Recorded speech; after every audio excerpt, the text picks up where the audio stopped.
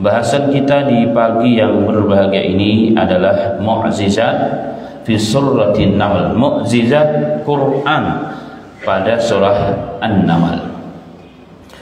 Sebagaimana telah dimaklumi bersama bahwa ada beberapa ayat atau beberapa surah dalam Al-Quran yang namanya adalah nama haiwan. Ada surat Al-Ankabut, ada surat Al-Baqarah, dan termasuk juga surat An-Naml. Dan sebagai akidah ahli sunnah wal jamaah bahwa penamaan surah, urutan surat, peletakannya dalam mushaf Al-Quran, bahkan urutan ayat 1, ayat 2 dan seterusnya, itu semua namanya tauqifiyah.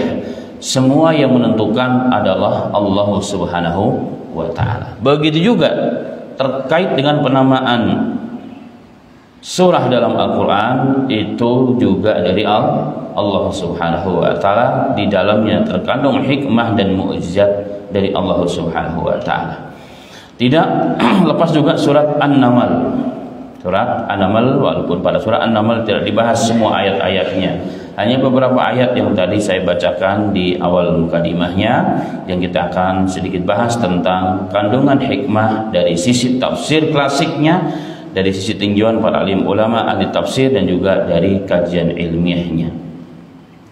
Jemaah sekalian rahimani wa rahimakumullah, pada surat An-Naml ini, yakni surat yang ke-27, ya, yang ke-27 dalam Al-Quran, dikatakan surah An-Naml menurut Pak ahli tafsir karena di dalamnya terdapat kisah Nabi Sulaiman.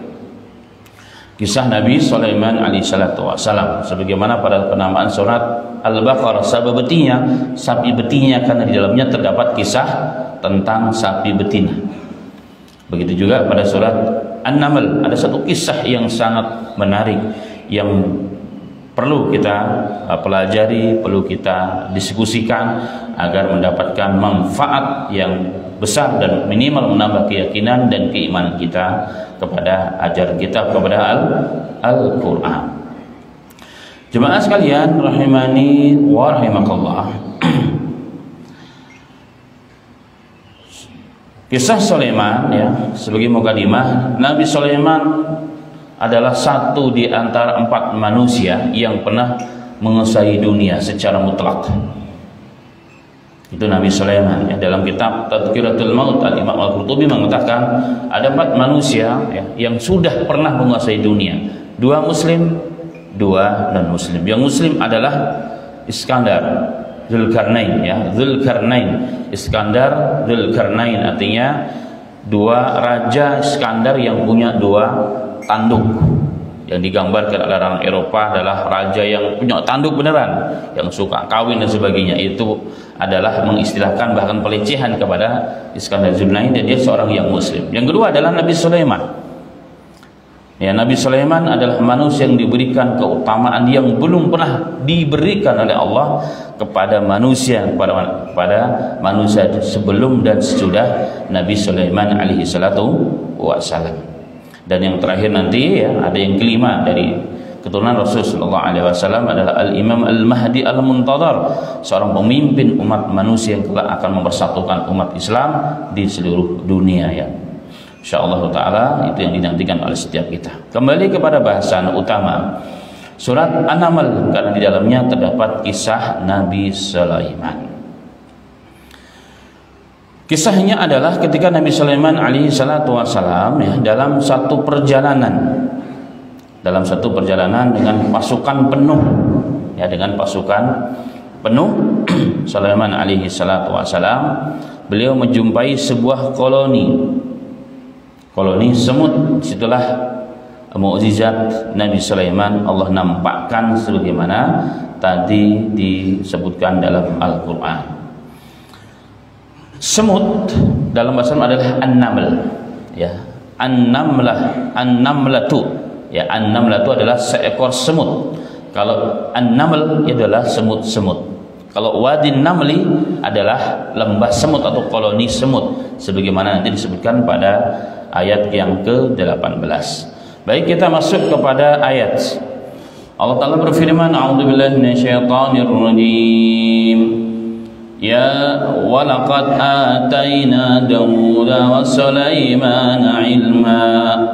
Sesungguhnya kami telah memberikan kepada Daud dan Nabi Sulaiman, Daud dan Sulaiman bapak dan anaknya, karena Sulaiman bin Daud, ilmu, ya ilmu, nubuwah.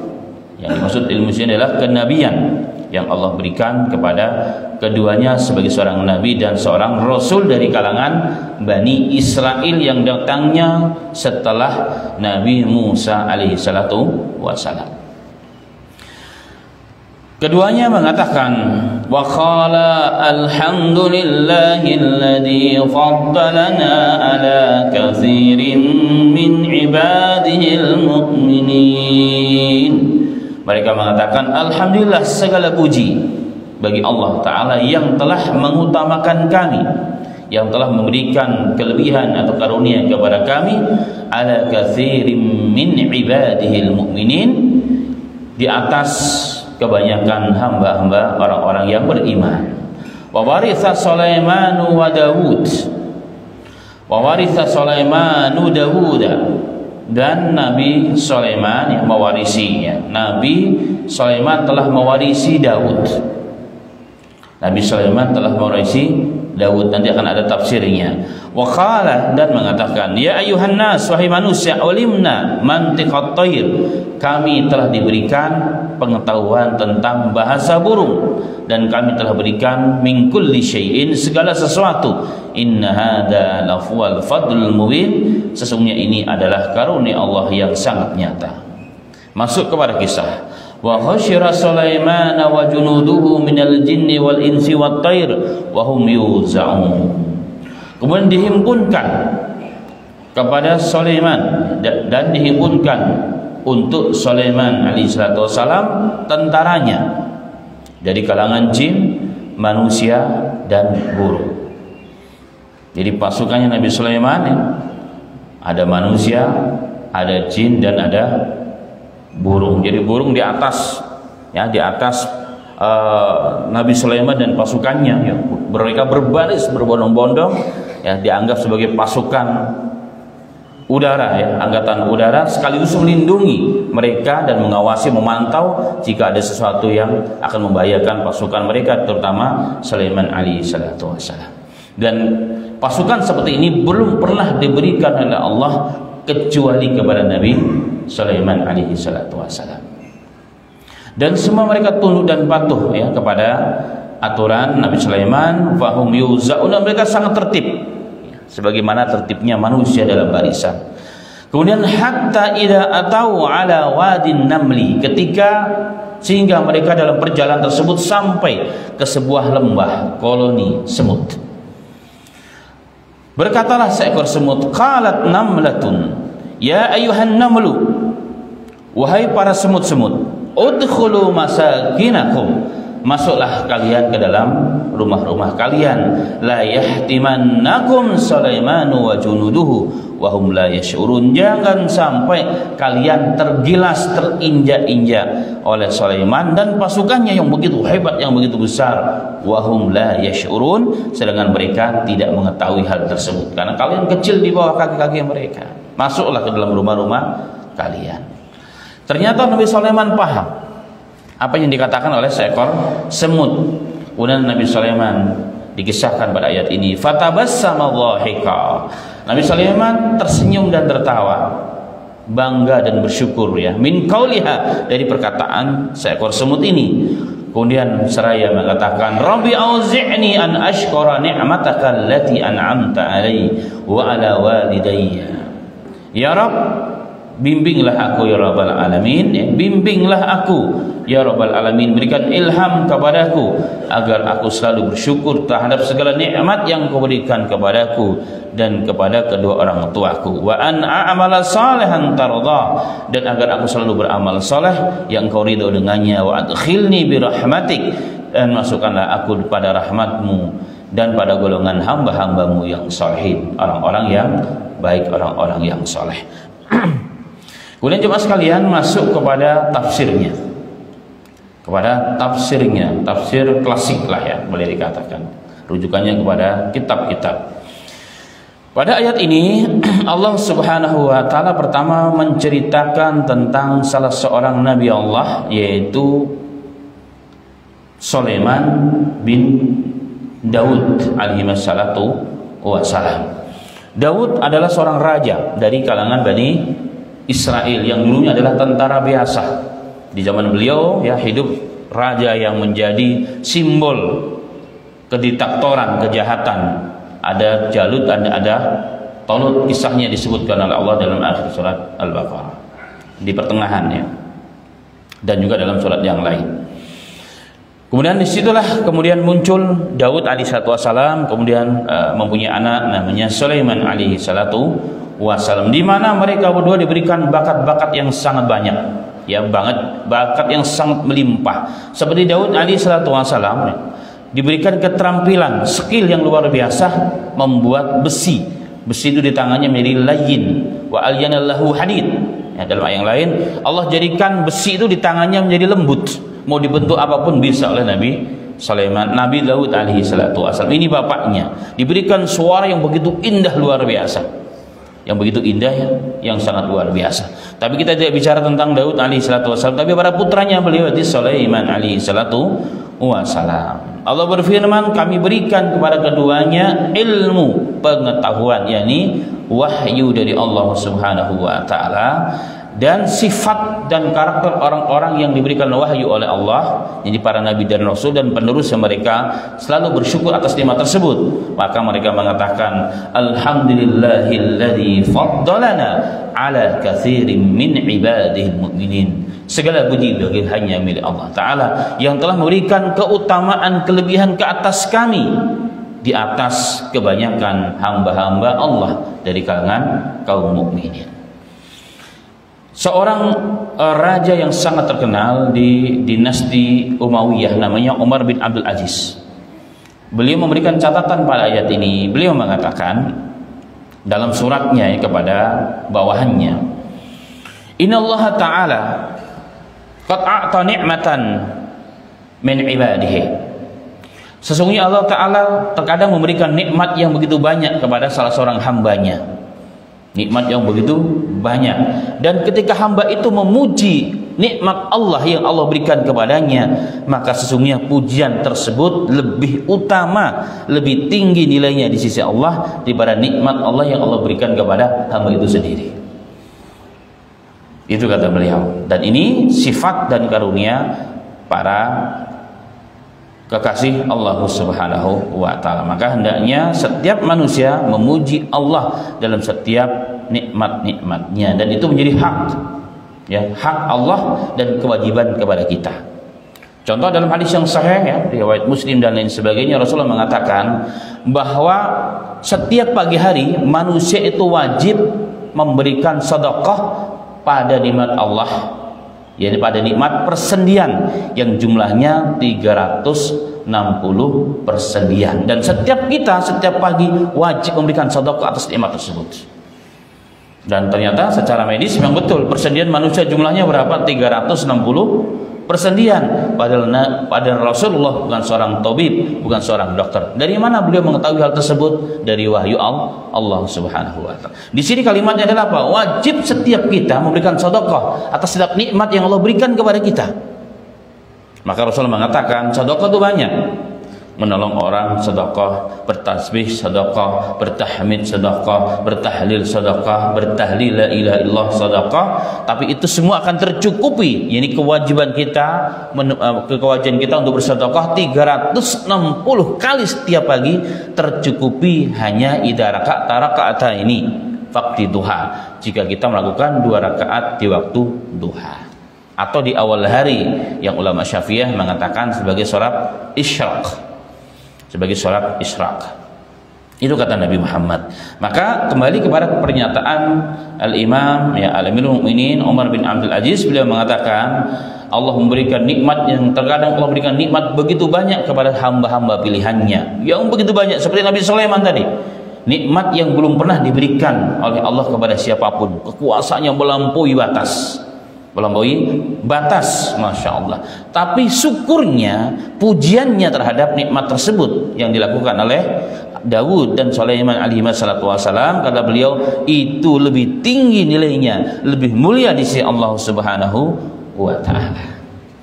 Bagaimana tidak? Karena dunia itu, kata nikmat ini kan nikmat dunia sebenarnya, kekuasaan, ya kan, kekuasaan melampaui batas, seluruh manusia, jin, burung, hewan, semua itu semua adalah nikmat dunia sesungguhnya.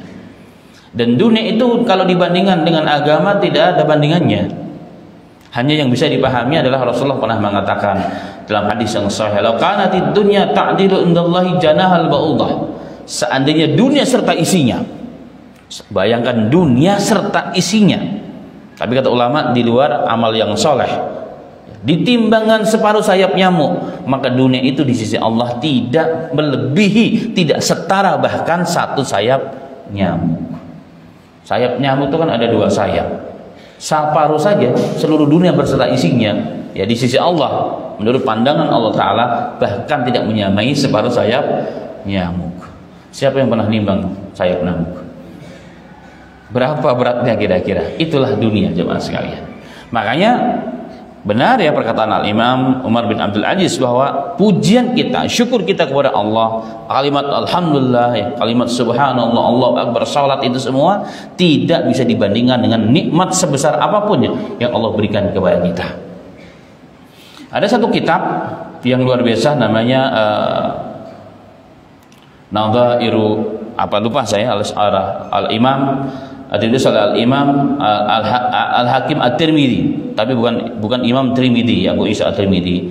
Beliau menyebutkan kenapa ganjaran dan pahala itu yang dilakukan oleh manusia tidak diberikan di dunia cash, tapi dikasih di akhirat. Nah, dalam kitab tersebut beliau mengatakan bahwa Nawadirul Usul judulnya, Nawadirul Usul, kitab 2 jilid, ditulis oleh ulama kurun ke-3 Hijriah.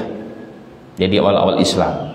Beliau mengatakan salah satu diantaranya karena dunia terlalu kotor dan terlalu kecil untuk menampung nikmat atau balasan nikmat Allah Ta'ala. Bagaimana tidak? Rasulullah mengatakan kalimat subhanallahu tamla'u mizan, walhamdulillah tamla'u ma bainas samawati wal ardh. Jadi kalimat subhanallah walhamdulillah memenuhi langit dan bumi. Hanya satu kali ucapan oleh seorang manusia, langit dan bumi terpenuhi oleh kebaikan subhanallah atau alhamdulillah.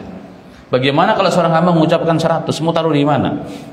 Ya kan, bagaimana kalau seluruh manusia semua memuji Allah Ta'ala? Makanya itulah hikmah kenapa keutamaan, pahala, balasan dari amal diberikan di akhiratnya Allah Subhanahu wa Ta'ala. Baik, kita kembali kepada bahasan utama. Kemudian Allah mengatakan wa waratha Sulaimanu Dawuda. Nabi Sulaiman alaihissalam telah mewarisi Daud alaihissalam. Jadi Daud memberikan warisan kepada Nabi Sulaiman. Ini menurut para ulama ada semacam kayak ganjalan. Kenapa? Karena Rasulullah mengatakan nahnu masyaral anbiya ila nuwarisu ma taraknahu sadaqatun. Rasulullah mengatakan kami para nabi, kami para rasul, jika kami mati tidak akan mewariskan apapun kepada anak cucu, kepada ahli waris. Ma taraknahu sadaqah, apa yang kami tinggalkan itu sedekah bagi umat. Inilah yang menjadi sumber clash antara Fatimah binti Muhammad setelah bapaknya Nabi Muhammad meninggal dunia dengan Abu Bakar As-Siddiq. Jadi Fatimah belum sampai hadis ini datang kepada Amirul Mukminin Abu Bakar Siddiq meminta bagian tanah dari bapaknya Nabi Muhammad SAW, dari bapaknya yaitu Nabi Muhammad SAW. Tapi Abu Bakar tidak memberikan. Bukan Abu Bakar tidak cinta kepada Rasulullah, nyawanya siap dikorbankan untuk Rasulullah dan keluarganya. Tapi beliau berpegang teguh dengan prinsip, dengan aturan agama, aturan yang telah digariskan oleh Allah dan Rasulnya, bahwa Nabi dan Rasul tidak mewariskan apapun yang ditinggalkan itu untuk umat. Nah, disitulah Syiah masuk. Ya, disitulah Syiah masuk memutarbalikkan fakta, memfitnah Abu Bakar dan mengafirkan seluruh sahabat termasuk Abu Bakar Siddiq. A'udzubillahi min dzalika. Nah, kembali kepada ayat. Lalu bagaimana maksud daripada ayat ini jika disandingkan dengan hadis yang sahih tadi, sabda Nabi kita Muhammad sallallahu alaihi wasallam, hadis sahih. Maka Al-Imam Ibnu Katsir mengatakan yang dimaksud Sulaiman telah mewarisi Daud, jadi Daud telah memberikan warisan ke Nabi Sulaiman adalah fil mulki wan nubuwah wa laisa muradu warathatul mal. Yang dimaksud adalah kekuasaan kerajaannya dan kenabiannya. Jadi ilmu yang dimaksud, ya. Yang dimaksud adalah ilmu yang diwariskan. Diwariskan di sini artinya diberikan, diajarkan kepada Nabi Sulaiman alaihissalatu wassalam, dan bukan harta. Dan bukan harta. Kenapa kata Imam Ibnu Katsir dalam tafsirnya? Idlau kana kadzalika lam yakhus Sulaiman wahdahu min baini sa'iri auladi Daud fa innahu qad kana li Daud mi'ata imra'ah. Masyaallah. Seandainya yang dimaksud di ayat ini adalah hartanya, peninggalan dari Nabi Daud, maka tidak mungkin yang diberikan hanya Nabi Sulaiman saja, satu di antara anak-anaknya. Kenapa? Karena beliau punya anak yang begitu sangat banyak, ya. Orang Surabaya banyak, saking banyaknya. Kenapa? Karena istrinya Nabi Daud 100 orang. Kalau 3 aja udah berapa itu anaknya? Ya kan? Masya Allah. Di zaman ini memang boleh. Di zaman itu diperbolehkan oleh Allah Taala. Syariatnya berbeda dengan syariat Nabi kita Muhammad sallallahu alaihi wasallam. Maka seandainya harta yang dimaksud, nggak mungkin hanya Nabi Sulaiman yang dikasih zalim, dan ini haram, nggak boleh. Ya, tidak diperbolehkan bagaimanapun. Walakin al-muradu bidzalika warasatul mulki wan nubuwah. Maka yang dimaksud ayat ini adalah warisan yang dapat dipelajari, yaitu kekuasaan dan kenabian. Fainal anbiya la yuwaris, karena para nabi tidak mewariskan apapun, sebagaimana tadi dalam hadis Nabi Muhammad sallallahu alaihi wasallam. Dan ini mirip ya dengan perkataan Nabi Zakaria. Nabi Zakaria yang ditugaskan untuk merawat Maryam. Ya, ketika ketika melihat Maryam alaihissalatu wassalam di dalam mihrabnya, Maryam adalah wanita yang sangat salehah, wanita yang suci. Kok bisa mendapatkan buah-buahan di luar waktunya? Di kamarnya ditanya, "Ana laki hada?" Dari mana kau dapat ini wahai Maryam? Maryam itu keponakannya. Yang Nabi Sulaiman, Nabi Zakaria adalah imam masjid Baitul Maqdis di zaman itu. Apa katanya? Wa min indillah, dia datang dari Allah Subhanahu wa taala. Dari situ Nabi Zakaria juga nggak punya anak, sudah tua. Maka beliau berpikir, kalau mampu memberikan begitu, pasti Allah pun mampu memberikan anak kepadaku. Kemudian beliau berdoa kepada Allah agar diberikan anak dan mengatakan, wa inni khiftul mawaliya min warai wa kanat imraati aqira fahab li min ladunka waliya yarisuni wa yarithu min ali yaqub waj'alhu rabbi radiya. Katanya, aku takut ya Rabb, kalau aku nanti semakin tua, aku khawatir ya, karena istriku adalah perempuan yang mandul. Tapi dengan kuasamu sebagaimana kau berikan kepada Maryam, berikanlah dari sisimu aku keturunan. Kenapa? Yang akan mewarisi aku dan mewarisi keluarga Yakub. Keluarga Yakub, karena dia dari kalangan Bani Israel. Yang dimaksud Bani Israel, ya, raja-raja, nabi-nabi Bani Israel. Waj'alhu rabbi radiya, ya Allah, jadikanlah penerusku itu orang yang kau ridhoi. Maka betul lahir dari Nabi Zakaria siapa? Yahya. Ya, Yahya. Maka yang dimaksud di sini mewarisi Nabi Zakaria bukan harta. Karena Nabi Zakaria juga nabi dan rasul, tidak mewarisi harta, tapi yang dimaksud adalah ilmu kenabian.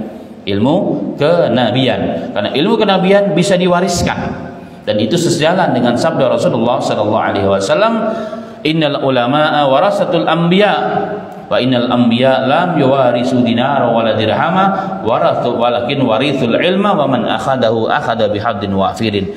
Sesungguhnya para ulama pewaris para nabi dan rasul, karena para anbiya tidak mewarisi harta emas dan perak, tapi mewarisi ilmu. Siapa mengambilnya berarti telah mengambil warisan kenabian.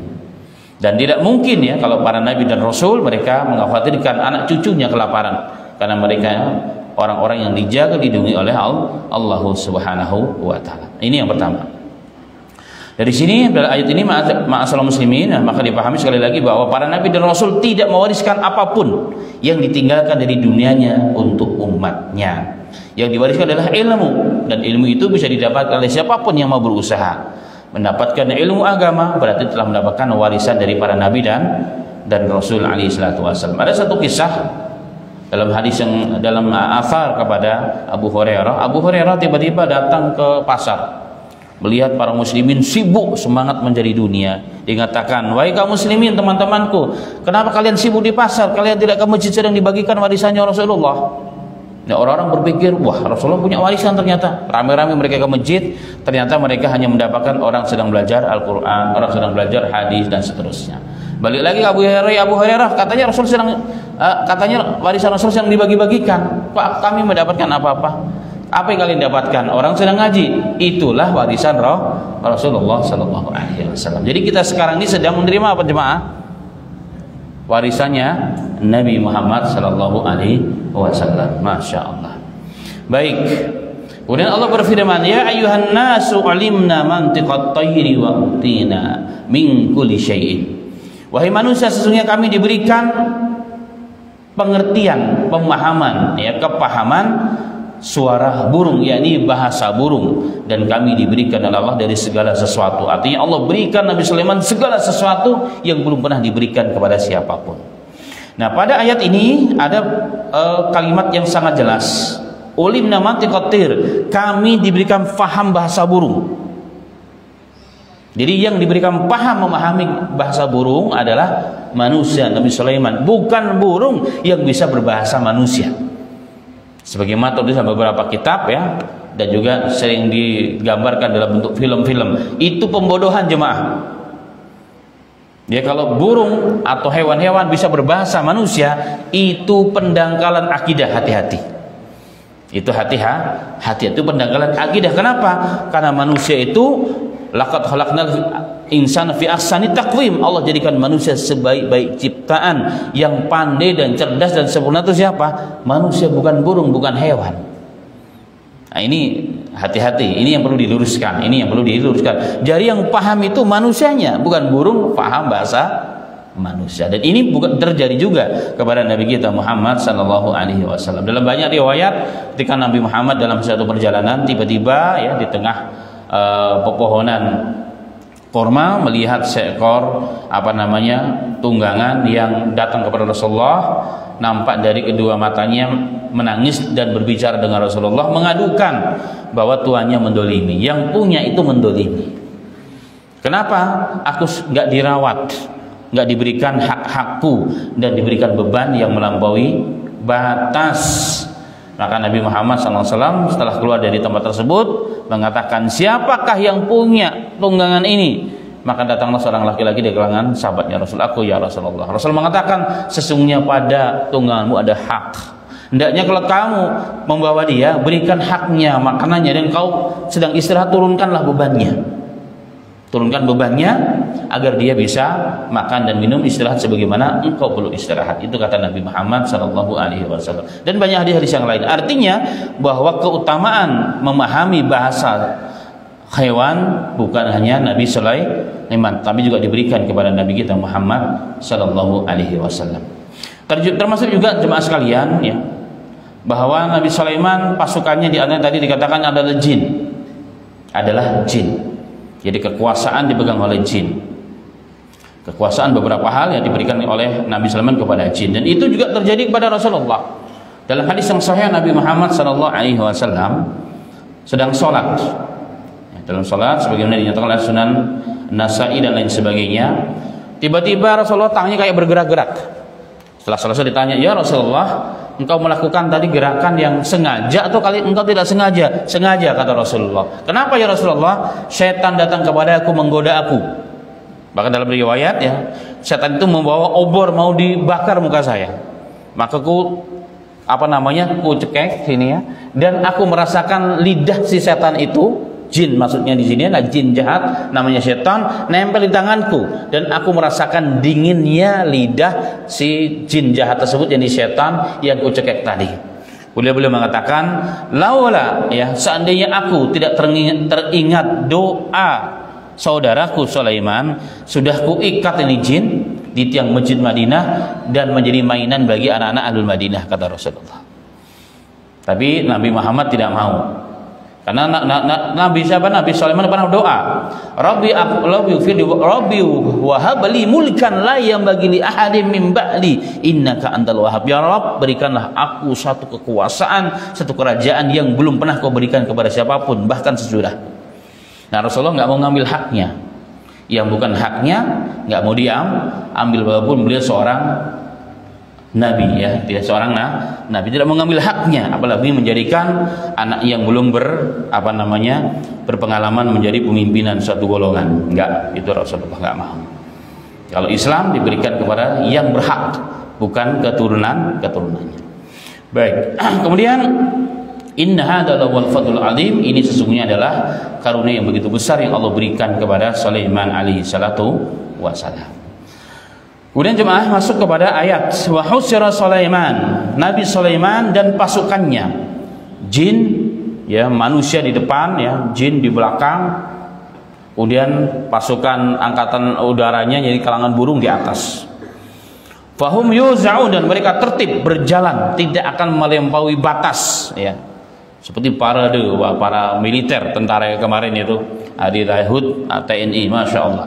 Begitulah gambaran pasukannya Nabi Sulaiman alaihi salatu wasalam. Kemudian yang terjadi jemaah sekalian, hatta idza atau ala wadin namli, ketika sampai di lembah koloni semut, qalat namlatu, berkatalah seekor semut, wahai para semut, masuk ke rumah-rumah kalian, jangan sampai kalian terinjak-injak, tergilas oleh Sulaiman dan pasukannya, wahum la yash'urun. Ya, dikatakan dikatakan bahwa nama yang mengatakan semut ini adalah namanya adalah Harras. Jadi semut ini dalam beberapa tafsir, termasuk tafsir Al-Imam Ibnu Katsir, dikatakan semut itu nama yang berbicara adalah semut Harras. Bahkan ada qabilahnya. Semut pun punya qabilah, punya keturunan. Qabilahnya namanya Sishan. Ya, Sishan, dan dia kakinya pincang. Dadanya sangat besar, dalam beberapa riwayat bahkan punya 2 sayap. Namanya Shishan ya, Shishan.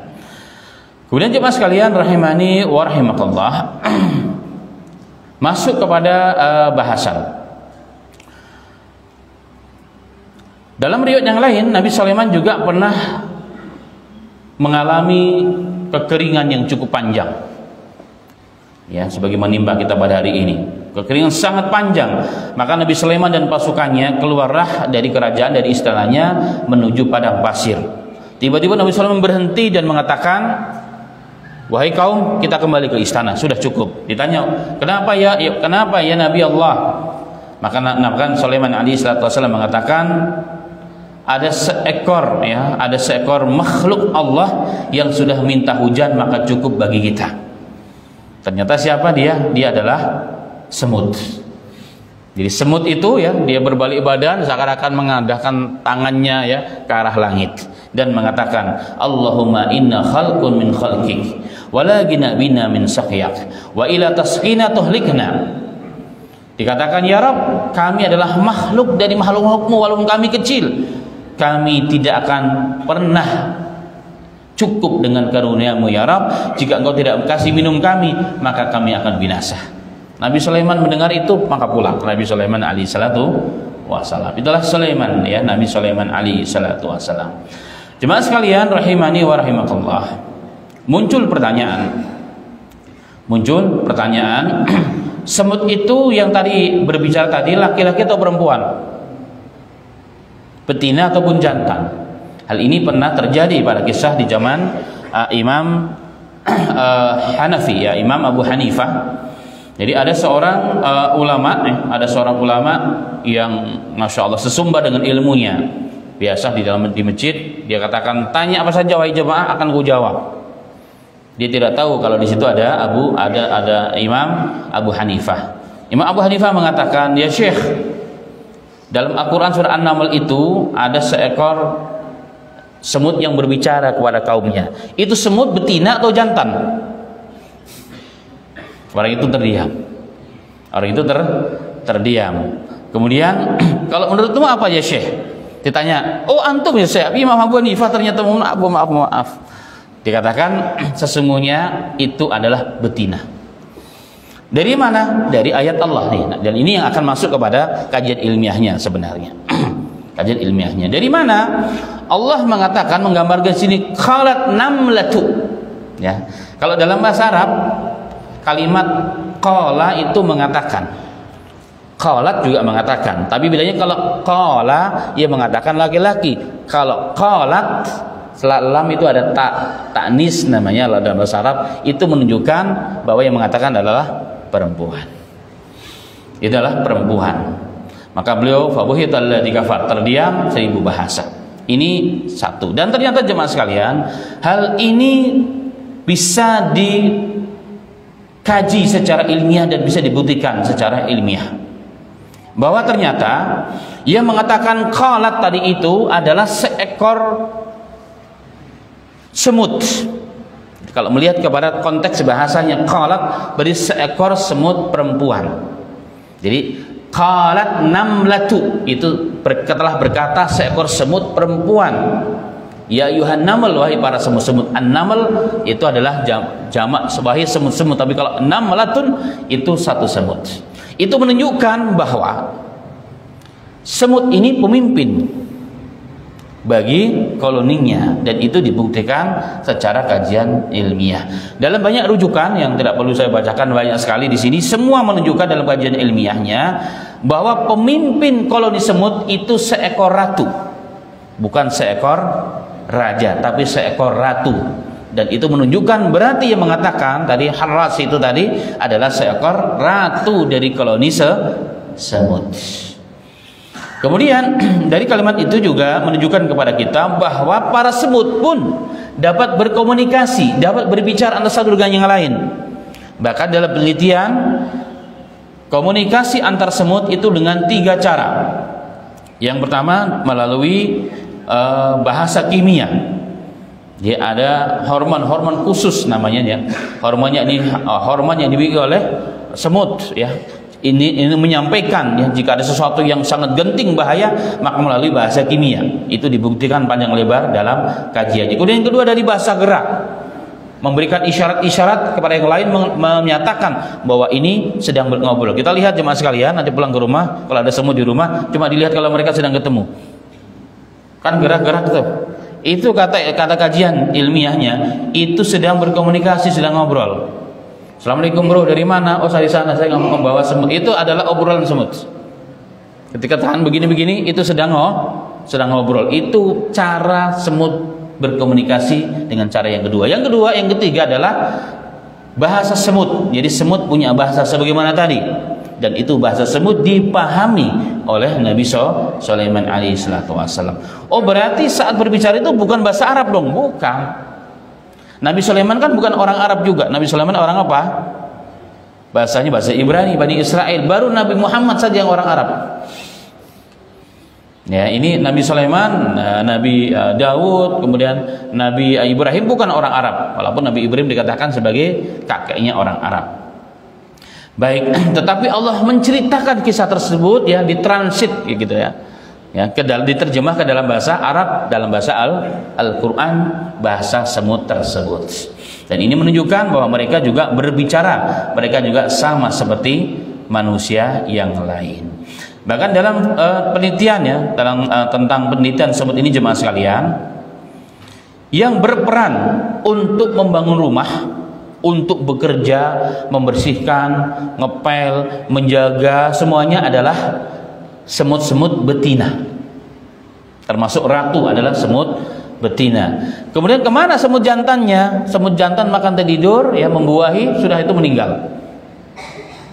Itu kerjaan para pejantan kaum semut. Jadi makan tidur waktunya ya, membuahi pasangannya, habis itu meninggal. Jadi umur mereka pendek, beda dengan kaum betina. Ya, kaum betina adalah makhluk dalam golongan semut yang paling ambil andil dalam kehidupan mereka. Dan ini semua diterangkan dalam kajian ilmiah, dan itu semua membuktikan tentang kebenaran semut. Kemudian jemaah sekalian rahimani wa rahimakallah, ada satu pelajaran penting di sini adalah jika seekor pemimpin hewan dia sangat peduli kepada keselamatan rakyatnya, rakyat jelatannya, ya kan? Sebelum terkena musibah, ya, sebelum terinjak dan sebagainya, sudah diperingatkan dengan bahasa dan isyarat yang sangat genting, menunjukkan ini sangat urgent. Makanya ulama mengatakan jangan sampai, kenapa kita disuruh mempelajari tentang semut ini? Karena pada semut ternyata terdapat pelajaran yang sepenting dari banyak sisi, termasuk juga kondisi hari ini, sisi krisis kepemimpinan. Ternyata manusia kalah dengan seekor semut. Semut menjaga rakyatnya, ya kan? Menjaga dengan luar biasanya. Tidak seperti hari ini, kekuasaan mendolimi yang rakyatnya yang miskin, diambil alih tanpa diganti haknya. Ini satu kezaliman yang luar biasa. Masa kita kalah dengan semut yang punya akal?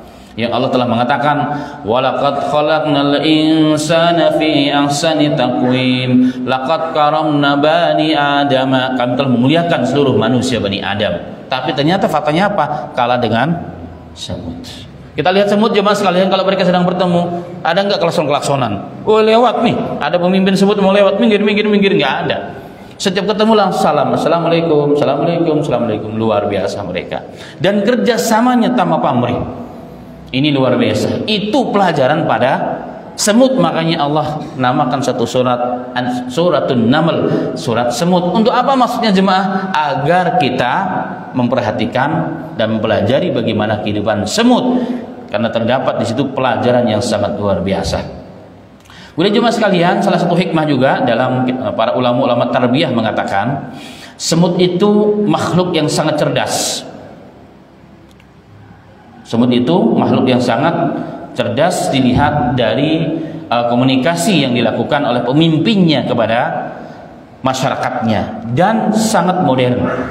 Jadi mereka punya teknologi, ya, berbicara bukan hanya dengan lisan, tapi dengan apa? Dengan hormon, dengan zat kimia, dan dengan gerak dan isyarat. Itu yang dimiliki oleh mereka, yang kita tidak mengetahui hal tersebut.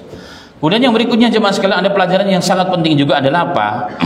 Jika Allah menceritakan kepedulian seorang pemimpin kepada rakyatnya, jangan sampai rakyatnya terinjak-injak, terdolimi, hancur, binasa, sia-sia. Ya, Allah ceritakan itu. Kenapa Allah ceritakan? Allah senang dan bangga dengan hal tersebut. Kenapa? Ada kerisauan seorang pemimpin, seorang makhluk kepada makhluk yang lain, agar jangan sampai binasa di dunia ini. Nah, kira-kira kalau seorang manusia yang beriman kepada Rasulnya, yang risau, yang memperhatikan saudaranya, bukan hanya keselamatan dunia, tapi juga keselamatan akhirat, kira-kira bangga tidak Allah kepada kita? Bangga. Apa dalilnya? Allah mengatakan, wa man ahsanu qawlan mimman da'a ila Allah. Adakah perkataan yang lebih ahsan, yang lebih baik, yang lebih sempurna, yang lebih tinggi, lebih mulia dari perkataan manusia kepada manusia yang lain yang mengajak kepada Allah Subhanahu wa taala? Tidak ada. Dan ini adalah isyarat yang diisyaratkan oleh semut untuk kita, agar kita mempelajari mereka. Dan kenapa kita dikatakan semut sangat modern dan sangat pintar dan cerdas? Kita lihat bagaimana rumah semut, jemaah. Sangat luar biasa teknologinya walaupun kecil, ya. Dan semut punya kemampuan mengangkat barang 50 kali lebih berat dari badannya. Itu semut. Itu hebatnya semut, ya, luar biasa. Nah, beda dengan manusia. Inilah diantara, ya, bukti-bukti yang telah diteliti oleh para alim ulama kita, ya, dan para ilmuwan kita di abad ke-20 ini, membuktikan tentang kebenaran Al-Quran. Jadi ketika Al-Quran bercerita tentang sesuatu, berarti ada hikmah dan pelajaran di situ. Ada hal-hal yang harus kita gali untuk kita mengambil hikmah dan pelajaran dan iktibar dari hal tersebut. Terakhir, semut hidupnya juga beribadah kepada Allah. Mereka juga seperti kaum amsalakum, Quran mengatakan, jadi mereka juga seperti makhluk yang lain, ada pemimpinnya ya, dan tata aturannya juga seperti makhluk yang lain, dan mereka juga beribadah kepada Allah. Makanya Allah mengatakan tusabbihu lahu samawati sab'u wal arduna wa ma fihinna inna min syai'in illa yusabbihu bihamdihi walakin la tafqahuna tasbihahum innahu kana haliman ghafura. Allah mengatakan bertasbih, menyembah kepada Allah Ta'ala yang di langit 7 dan yang di bumi dan di antara yang ada di dalamnya, karena segala sesuatu bertasbih beribadah kepada Allah, termasuk para hewan bertasbih kepada Allah Ta'ala, tapi kalian tidak paham. Makanya ketika Rasulullah marah dalam suatu perjalanan, ada kalau disebut dibakar oleh seorang sahabat, Rasulullah mengatakan, bagaimana bisa hanya seekor semut yang mendolimi kalian, tapi kalian binasakan satu koloni yang bertasbih beribadah kepada Allah setiap waktu. Nah, Rasulullah marah. Bagaimana hukum semut dibunuh? Itu kembali ke warna fikih, insyaallah lain waktu, atau tanyakan kepada para ustadz yang ngajar fikih membunuh semut. Ya, bagaimana hukumnya? Wallahu a'lam bishawab. Demikian yang bisa disampaikan pada bagian berbagai ini, semoga bermanfaat.